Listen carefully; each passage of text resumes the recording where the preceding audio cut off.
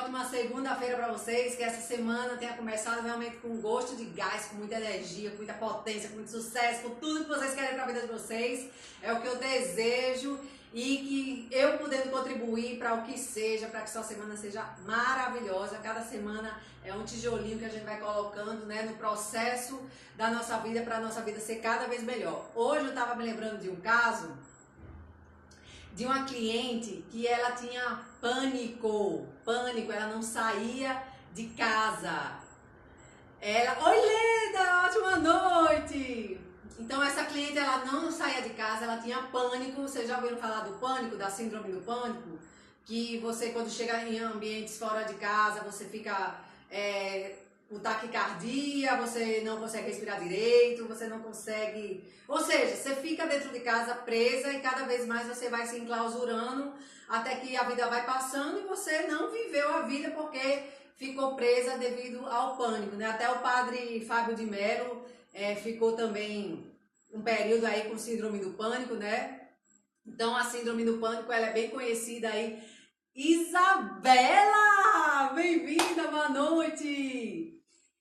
E essa cliente, ela tinha síndrome do pânico e com algumas sessões de reprogramação mental e uma constelação também que foi super determinante, a gente identificou o quê? Ela tinha uma identificação com alguém lá atrás do sistema dela e isso podava a vida dela, ou seja, ela estava se sacrificando, a vida dela em nome daquela pessoa lá do sistema familiar dela lá atrás, certo? Realmente eu não lembro das constelações, mas então eu não lembro quem era essa pessoa que ela estava identificada, se era da família da mãe, se era da família do pai, mas o que aconteceu foi fantástico. Ela, um mês depois, deu uma reviravolta na vida dela. Ela simplesmente foi morar em Los Angeles.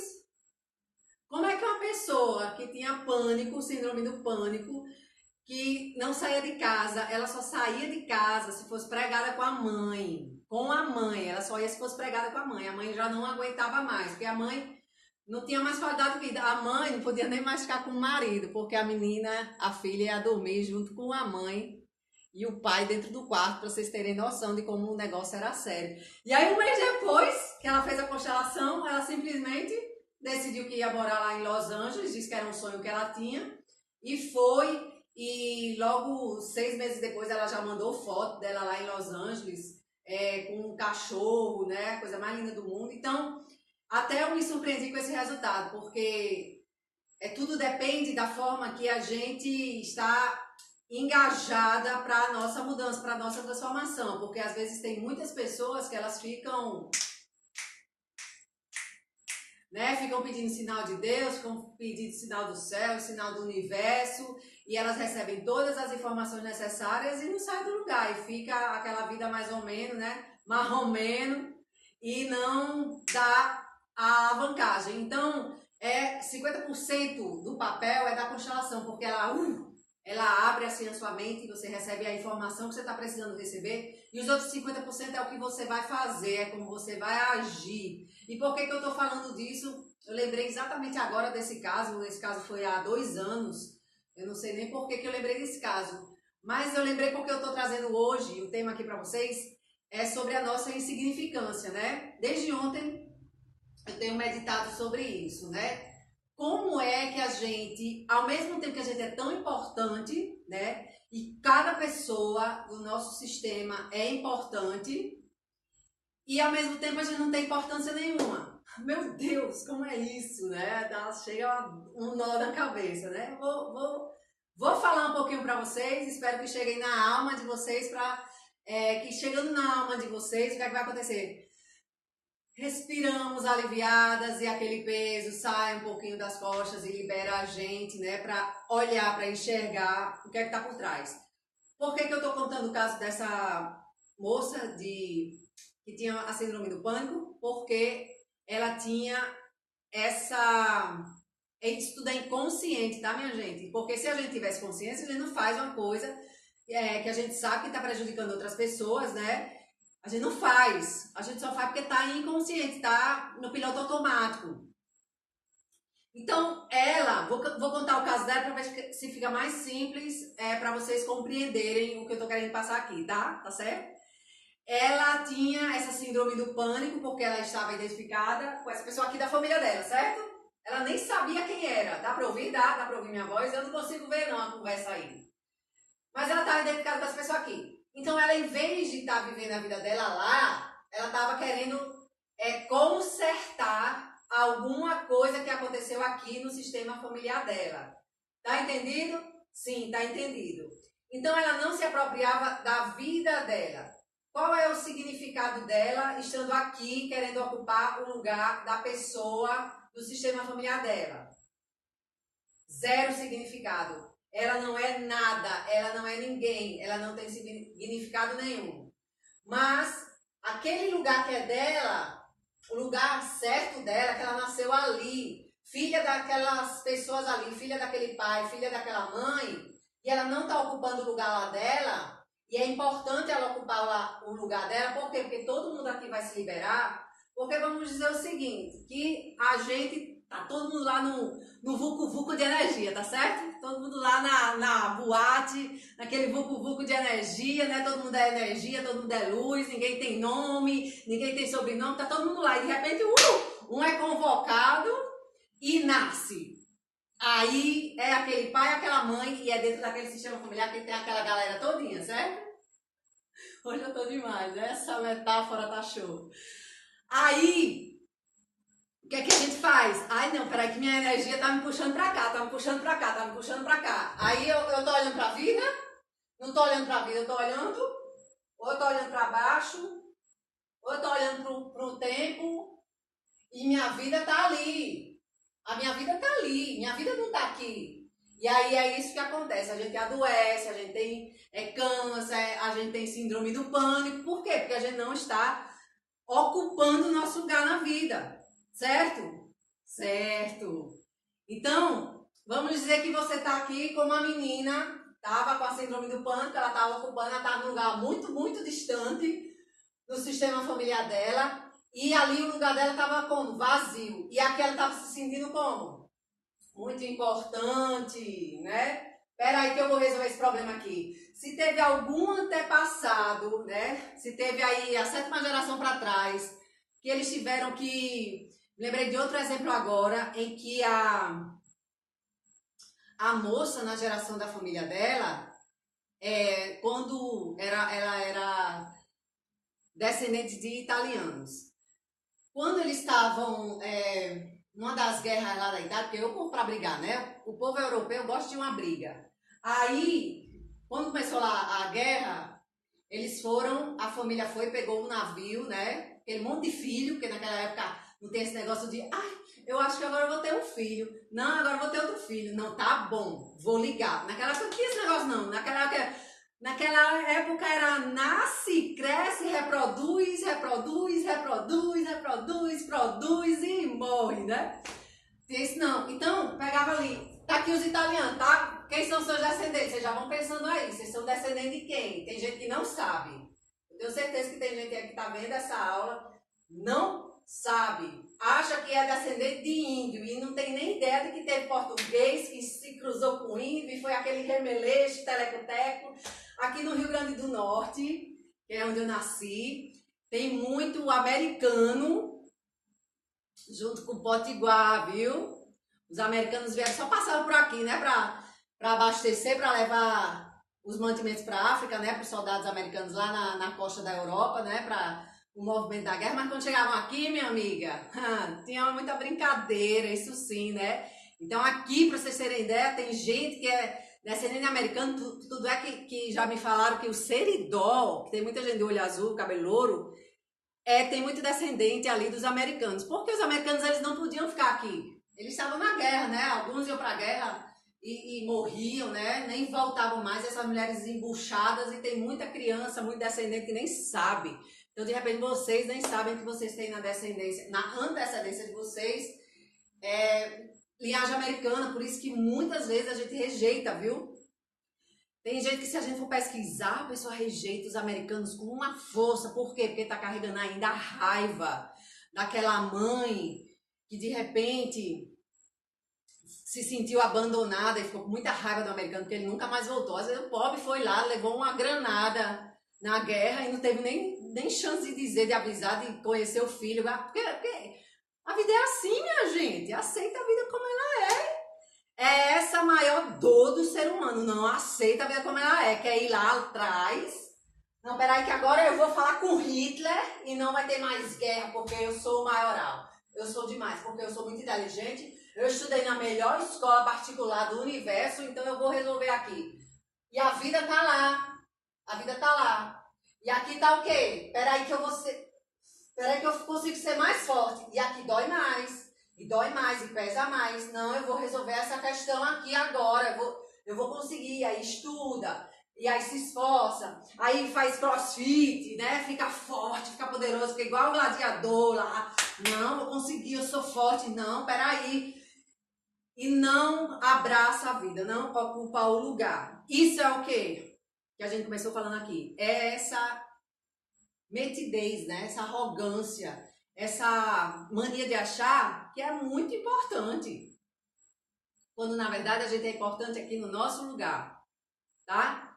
Então, recapitulando, a gente tá lá na festa das luzezinhas, né? Cada um é uma luz da árvore de Natal, vamos dizer assim. E aí a gente é convocado, não sei como é que acontece exatamente isso, porque cada linha da espiritualidade fala, né? Que tem várias dimensões, cada pessoa fica numa dimensão, né? É porque, quando quer explicar com palavras, as palavras fazem o quê? As palavras materializam. E lá de onde a gente veio, não tem matéria, né? É energia, então fica difícil falar em palavras, né?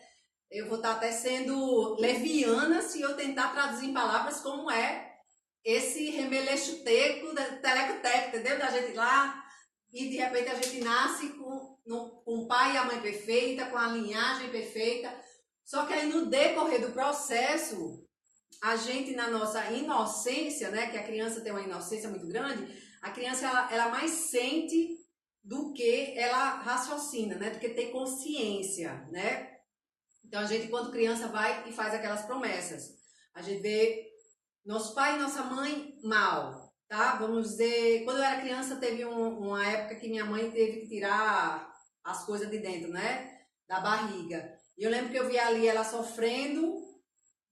E aí eu fiquei, meu Deus, eu me lembro que eu fiquei rezando para Deus que, por favor, que minha mãe ficasse boa, que eu fazia tudo o que Deus quisesse para que minha mãe ficasse boa. O que é que eu estava fazendo? Minha mãe já estava com um problema de saúde aqui, que com certeza já era algo do sistema dela, lá de trás, e tem a ver com a história do feminino, né? Nós mulheres, nós temos uma história de que não podemos, não fomos vistas de igual para igual com o homem em termos de alma mesmo. Fisiologicamente nós somos diferentes, mas em termos de alma nós somos uma alma como o homem é uma alma. A gente só vai trocando de corpo, né? Pode ser que nas outras vidas eu tenha sido homem, nas próximas eu vou ser homossexual, vou ser mulher, mas a gente tem a fisiologia, certo? Homem e mulher. E aí a gente tem uma cultura lá atrás. Essa cultura hoje já está bem mais igual, só que inconscientemente a gente ainda acha que está vivendo lá atrás. Então a gente se arma todinha, e muitas mulheres se armam contra os homens, né? E querem lutar com os homens para provar que elas são melhores que ele. Então, se por um período da nossa história a gente foi subjugada, né? As mulheres foram subjugadas, não sei nem porque eu estou falando isso. Mas é para exemplificar outra forma de insignificância que a gente precisa realmente entender. Então, os homens ficaram um período da história mundial, né, de cima para baixo, né, subjugando a mulher. E hoje em dia a mulher quer reverter a balança, está revertendo já, porque tem muitos homens que já se sentem fracos, né, e tem muitos homens que estão crescendo, se recusando a serem homens. Tanto é que tem aumentado muito o número de homossexuais. Gente, não precisa acreditar nisso, é só uma ideia que de repente, será que tem a ver? E começar a experimentar da gente ser iguais uns com os outros, né? Então, pode ser que a gente esteja virando a balança, mas a mulher, muitas mulheres ainda estão querendo ser acima deles, como se fosse dar o troco em nome dessas aqui, em nome dessas que lá atrás foram violentadas, sofreram muito, e hoje as mulheres querem dar o troco, querem fazer mal aos homens, querem maltratar os homens, né? Ou querem maltratar alguma outra, assim como também quem foram os excluídos, quem foram os que foram maltratados lá atrás, hoje as gerações que tiveram muitas conquistas querem maltratar os outros que maltrataram os antepassados lá atrás. Então isso é muito sério, né? Eu estou contando de uma forma bem assim animada para vocês se abrirem um pouco para essa informação. Mas vocês perceberam da nossa insignificância? Aqui eu não tenho significado nenhum. Aqui eu sou insignificante, ao mesmo tempo que eu sou importantíssima ali. E se eu não estou ali, eu não estou vivendo, eu não estou cumprindo o meu papel. Então, uma das coisas básicas que a constelação familiar medial faz é justamente nos mostrar o nosso lugar. Nos mostrar o nosso lugar no nosso sistema familiar. A partir do momento que a gente ocupa o nosso lugar no nosso sistema familiar, o que é que a gente faz? Respira aliviado e de repente vai morar em Los Angeles, né? Como essa cliente maravilhosa, ela recebeu 50% a partir do momento que ela teve a informação que, oi, mulher, você está vivendo aqui, por isso que você está com síndrome do pânico. Você tem escolha, você quer continuar vivendo assim, limitada, com síndrome do pânico, levantando essa bandeira por esse antepassado seu, e aí você não se libera, nem o seu antepassado se libera, ou você quer ocupar o seu lugar, e a partir do momento que você ocupar o seu lugar, olhar para a vida, seus antepassados são liberados. Foi essa escolha que ela precisou fazer. E para ela fazer essa escolha, não foi dizer assim, não, eu quero, como já tive também clientes que disseram, não, eu quero, não, tudo que eu quero é isso. E a pessoa no outro dia, na outra semana, no outro mês, não tomou atitudes. E essa cliente, ela tomou atitude. Ela teve a ideia, depois que ela tomou a consciência, ela teve a ideia de ir morar fora para se libertar dessa energia que de repente já vinha da mãe dela, da mãe dela, tal. E aí ela teve a ideia, foi para Los Angeles estudar inglês e terminou ficando por lá. Tá morando lá também até hoje, já faz 2 anos. Então, quando ela ocupou o lugar dela, o que é que aconteceu? A mãe dela se liberou disso, ocupou o lugar dela. A mãe da mãe dela, esteja onde ela esteja, ela também foi liberada e ocupou o lugar dela. Porque vamos dizer aqui que essa alma aqui estava presa porque não podia voltar lá para a boate das energias, né? Vamos dizer assim, das luzinhas de Natal, que tá todo mundo lá e de repente todo mundo volta de novo. Então ela não podia continuar o processo dela. E quantas gerações atrás já tive constelações em que foi até a 8ª geração. Então todas essas 8 gerações de mulheres, de familiares, estavam presas.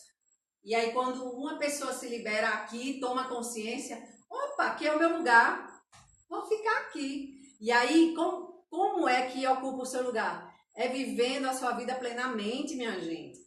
E por mais que vocês recebam informação aqui, todo dia a gente vai um pouquinho catucar vocês aqui, vamos ver a vida plenamente, né? Vamos sorrir, vamos respirar, vamos fazer as meditações. Isso vai abrindo, vai dando brechas para finalmente chegar o dia de que cada pessoa, cada mulher no seu tempo vai entender. Menina, agora eu entendi. E aí, quando você ocupa seu lugar, todo mundo lá atrás é liberado, todo mundo se organiza e todo mundo segue para onde tem que ir. E aí, se você acredita... Ei, Karina! Excelente noite! Ei, tem um monte de gente aqui, menina! Olha que chique! Oi, Socorro! Oi, Maria José! Oi, Jane! Maravilha! Se vocês tiverem alguma pergunta em relação a isso que eu tô falando, se tá muito, assim, informação, assim, muito doida, vocês podem colocar aqui e aí a gente maneira mais. E aí, isso tem justamente a ver com a nossa autoestima, com o nosso amor próprio. O que significa quando eu estou vivendo aqui? Eu estou querendo ser muito importante, porque eu vou resolver todos os problemas da minha família, né? Vou resolver tudo. Seja lá o que aconteceu lá atrás, eu quero resolver tudo. Sou insignificante aqui. Ocupo o meu lugar. Aqui eu sou importante. Aqui eu ganho importância. Aqui as pessoas veem quem eu sou. Aqui eu tenho amor próprio. Aqui eu nem me preocupo se eu estou própria, se eu estou com a autoestima. Por quê? Porque eu estou firme, eu estou no meu lugar. Eu estou vivendo a vida plenamente. Eu estou acordando todos os dias de manhã Nem abri os olhos, eu respirei. Meu Deus! Que vida maravilhosa é essa? Aí abre os olhos assim, gente, que sol é esse? Se tiver em Paraty, gente, tá uma frente fria em Paraty, né? Sem moderador. Sem moderador é o quê, hein? Não entendi, Isabela. Aí se tiver em Paraty, que tá com a frente fria chegando aí, né? Eu tô metade em Paraty ainda, viu? Tô acompanhando tudo que acontece em Paraty. Aí você abre o olho e diz, menino, que trovão lindo, maravilhoso que me acordou agora. Nem preciso de despertador. Então é esse tipo de coisa que vai começando a acontecer na nossa vida. Então mesmo que eu não tenha informação do que aconteceu aqui, do que aconteceu com essa galera aqui, eu não preciso ser professora de história, não preciso fazer faculdade de história, não preciso saber sobre todas as guerras mundiais, nem preciso saber que quando aqueles imigrantes italianos saíram lá da guerra, entraram no navio aqueles 10 filhos, só que a mãe ela não conseguiu deixar o país e ela pulou do navio e depois os filhos ficaram com ódio do pai porque botaram a culpa no pai e isso vem de geração em geração, como hoje o povo bota a culpa nos índios, ou o povo bota a culpa nos negros. Já vi constelação, botaram até a culpa, sabem quem? Botaram a culpa na Princesa Isabel, dizendo que ela era uma filhinha de papai. Já vi isso, vocês acreditam? E Princesa Isabel, ela fez uma lei áurea lá, né? Aí o povo diz, não, Princesa Isabel, ela não fez porra nenhuma. Princesa Isabel, aqui tá até frio, acredita? Em Paraty tá friozinho, né? Eu vi, eu tô sabendo. Então vocês percebem que a história, o que a gente lê, muitas vezes não é o que realmente aconteceu, porque a história geralmente é um lado. E a história não tem só um lado, a história não tem só dois lados, a história não tem só três lados, a história tem vários lados.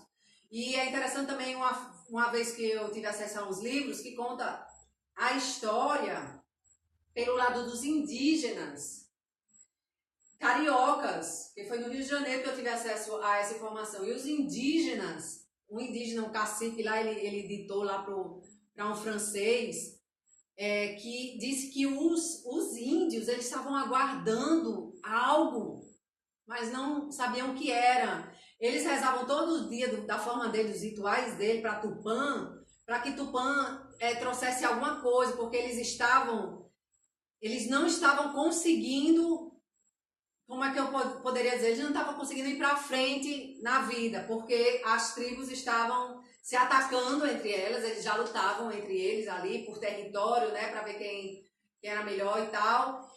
E eles pediram realmente para Tupã algo que chegasse. E o que foi que chegou? Os portugueses. Na verdade, aqui no Rio Grande do Norte, que eu me aprofundei mais um pouquinho nessa história, não chegou só português, né? Primeiro chegou o holandês, aí os potiguar foi comer os holandeses fugiram, foram-se embora para Nova York, né? Aí criaram lá a comunidade deles lá. Depois veio o espanhol, aí os espanhóis também foram comidos. Ei, povo bravo esse aqui do Rio Grande do Norte, viu? Aí os espanhóis foram para o México, né, por ali. Aí os portugueses chegaram muito depois aqui no Rio Grande do Norte, por isso que muito da história fala que o primeiro lugar do Brasil descoberto foi o Rio Grande do Norte, tanto é que tem um marco. Vocês aí de Paraty, vocês venham conhecer qualquer dia aqui, viu? Já tem hospedagem. E aí a gente vai ver lá um marco na Praia de Touros, né? Hoje só tem uma cópia, porque o original guardaram, né? Porque o povo pedra tudo. Mas não tem problema, não tem problema. Qual é o mais importante nesse momento na nossa vida? De tudo que a gente está vivendo? É o que a gente está sentindo. De repente, eu falei esse monte de coisa agora aqui para vocês e surgiram uns lampejos assim, umas ideias assim. Talvez umas ideias mirabolantes. Gente, eu não acredito. Olha, essa forma que eu tenho feito da minha vida é porque aconteceu alguma coisa lá atrás. Até de repente com os índios. Né? E antes dos índios, a gente não tem. E no tempo das cavernas? Desde o tempo das cavernas a coisa está desenrolando. E outro dia eu li, sabe o quê? Que na África, que a África foi habitada por alienígenas, por isso que eles têm a cor diferente. Então, as informações são infinitas. As informações são infinitas. Eu vou repetir de novo. As informações são infinitas. as informações são infinitas. Se eu vou ali, pronto, teve esse francês, esses pesquisadores franceses que vieram em 1500, 1600 e aprenderam a língua tupi e conversaram com esses caciques, esses pajés, e eles contaram essa história para eles. Só que essa história aí não teve acesso ao público, porque o pessoal ali, os portugueses, eles queriam a versão deles da história, né? Então, qual foi a versão dos portugueses? De que eles foram atacados pelos índios, né? E aí o mais leve foi ficando no decorrer de que foi tudo na base do escambo, né? E aí depois tem as histórias dos jesuítas, a forma como os jesuítas foram catequizando o povo, tanto é que hoje sobrou muito pouco o xamanismo original, né? A pagelança original. Não teve nenhum, eu já participei de muitos rituais de pagelança e não teve nenhum ritual de pagelança que não se falou de Jesus Cristo. Gente, para o índio original não existe Jesus Cristo. Só existia Tupã e eu e Tupã. Era direto aqui. Se tinha algum intermediário, se tinha algum salvador, era a natureza ali. Então eles se comunicavam com os animais, se comunicavam com a natureza. Então isso se perdeu completamente. E aí a física quântica, César, está recuperando essa informação para a gente. Então, como forma de ciência, a gente está recebendo, até para os mais céticos, a informação da física quântica que diz o quê? Você está diretamente conectada à consciência maior, né? Ao divino. E a gente é a centelha divina, né? A gente é... Esses dias eu estava explicando pro meu filho, e meu filho veio com essa conversa. Ele disse assim, mamãe, quem foi que me criou? Aí eu disse, foi eu e seu pai, né? Eu e seu pai se conheceu, e aí você nasceu a partir da nossa criação. Aí ele disse, então quem é Deus? E aí eu fui explicando que quem é Deus? Quem é Deus? É porque eu tô aqui. Mas assim, aqui tem ele, aqui tem eu, aqui tem o pai dele, aqui tem o pai e a mãe dele, aqui tem a mãe, minha mãe e meu pai, tem meus irmãos, e tem toda essa galera aqui. E aí, quando eu acabei, eu fui botando maçã, e a mesa ficou cheia de maçã, cada um era uma pessoa da nossa família. E aí ela disse assim, sim, mamãe, então quem é Deus? Eu disse, é todo mundo junto aqui. Todo mundo junto aqui. Quando a gente ouve isso, como é que a gente se sente? Como é que a gente se sente? Às vezes a gente vai respirar aliviada. Por quê? Porque a gente vai se sentir igual com o outro. Quando eu digo igual com o outro, por favor, vamos entender aqui. Quando eu digo igual com o outro, significa o quê? Que essa que veio aqui, veio no lugar dela. E por isso eu honro ela, que ela veio no lugar dela, ela veio antes de mim. Só que ela, ao mesmo tempo, é igual comigo. Quando eu tô aqui querendo ocupar o lugar dela, eu tô praticamente empurrando ela. E eu não deixo ela ocupar o lugar dela, porque eu quero resolver o que ela não conseguiu resolver, achando que eu posso resolver, achando que eu sou todo poderoso para resolver o problema desse antepassado. Quantas vezes a gente já pensou, vamos chegar bem pertinho aqui, quantas vezes, vamos falar a verdade, fala a verdade para você aí. Quantas vezes você já pensou assim, você viu sua mãe fazendo uma coisa, aí você olhou assim para sua mãe e pensou, tem gente que fala mesmo, tem a cara de pau de falar. E pensou assim, menina, eu faria muito melhor do que a minha mãe. Meu Deus, faria muito melhor do que a minha mãe. Minha mãe não sabe de nada. Quantas vezes a gente já pensou isso? Imaginou isso? Quando eu pensei isso, o que é que eu fiz? Eu vim pra cá. E meu lugar ficou desocupado. Aí o pessoal fala muito de obsessão, isso pode ser o tema de outra aula, né? Porque já vou entrar para outros temas. Mas aí o pessoal fala de obsessão, de não sei o que, não sei o que, não sei o que lá, esses nomes, vários nomes, cada linha fala um nome diferente. O que é a obsessão? É porque você tá fora do seu lugar. Você não está ocupando o seu lugar, você está empurrando a galera aqui, que era para estar aqui, em vez de ocupar o seu lugar. A obsessão é que você não está no seu lugar, aí vem outras luzinhas e vem ocupar o seu lugar, você fica perturbada. Só ocupar o seu lugar. E eu espero que no decorrer das nossas aulas a gente vá aprendendo cada vez mais a tomar consciência e descobrindo formas de ocupar o nosso lugar. Uma forma, vou deixar vocês com essa, vocês praticarem de hoje para amanhã, é agradecer. Agora, agradecer não adianta de hoje para amanhã se repetir 5.000 vezes obrigado, obrigado, obrigado, obrigado, obrigado, obrigado, obrigado, obrigado, obrigada. Não, por favor. Mas se de hoje para amanhã você olhar assim para esse quadro, outro dia eu estava falando, né, que foi André que pintou. Se eu olhasse para esse quadro, gente, sim, olha! Gente, olha que coisa linda, ó. No dia que quebrou isso aqui, ó, que ele tinha uma vassourinha, ó. Aí no dia que quebrou isso aqui, eu fiquei tão triste que aí André foi e pintou um quadro. Então ele eternizou. Esse quadro ficou igualzinho, ó. Olha só. E aí eu olho para esse quadro e disse, gente, muito obrigada. Porque para mim, esse palhacinho aqui foi um presente quando eu era criança. Nossa, eu tenho o maior chamego por esse palhaço. Porque toda vez que eu estava triste, deprimida quando eu era criança, que eu vivia muito deprimida quando eu era criança, depois de adulta que eu fui descobrir por que eu ficava deprimida. Eu tinha vontade de morrer quando era criança, já assunto para outra live, para outra aula. E aí, era meu xodó. E no dia que quebrou essa vassoura, a vassourinha dele aqui atrás, aí eu fiquei triste, aí André foi e pintou para mim o quadro e eternizou o quadro. Então eu olho pro quadro, sabe que dá aquele sentimento assim...